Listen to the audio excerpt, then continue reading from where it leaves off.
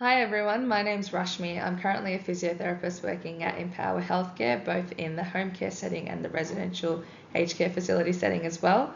Today I'm going to be sharing to you what our physiotherapist team does at Empower Healthcare and join along for the rest of the video. So what do physiotherapists actually assist with? So we're part of promoting physical well-being and functional independence through tailored exercises and movement strategies. We're part of supporting mobility, balance and falls prevention to help enhance the safety within the home and community. We're part of collaborating on client-centered goals which aim to either maintain or improve clients' quality of life. We're part of enabling reablement, which refers to maximizing the independence and to enable individuals to remain living safely within their own homes and communities. And we do this by restoring their confidence, strength, and participation in daily activities.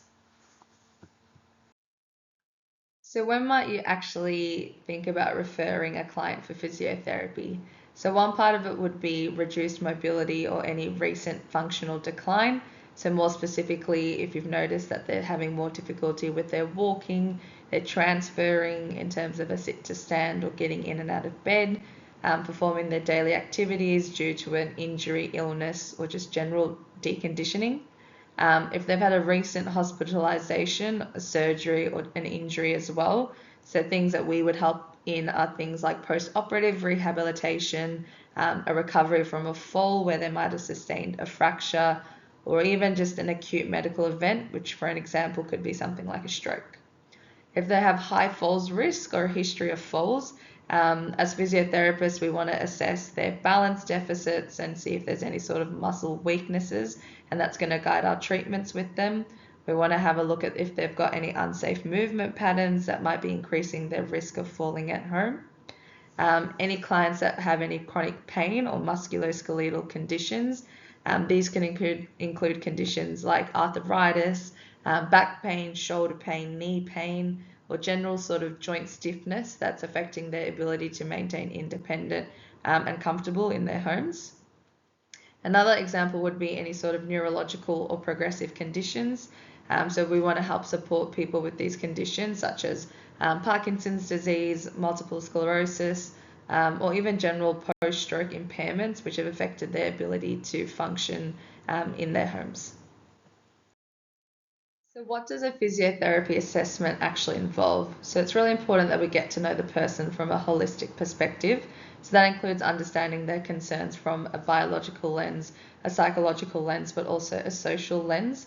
This is commonly referred to as the biopsychosocial model of health, as seen in the slide here. So more specifically, a physiotherapy assessment can compose of the following components as well. It's not to say this is always going to be relevant for all clients, but we want to consider, depending on what their goal is, how some of these components might be affecting their ability to achieve that said goal. So this might consist of us assessing an individual's strength, their range of motion, their balance, or more specifically, how they're completing transfers, such as a sit to stand transfer, and even after that, how are they actually walking?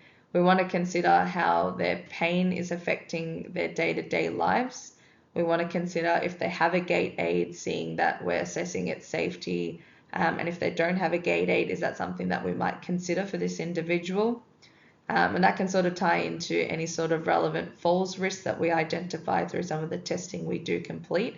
And seeing if other additional strategies such as referring to the other multidisciplinary team, such as our dietitians or occupational therapists, is needed for this case.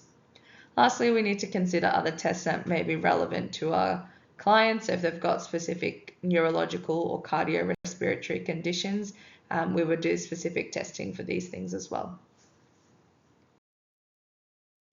So if after all that you do want to submit a referral to our physiotherapy team, you can easily do this through our website.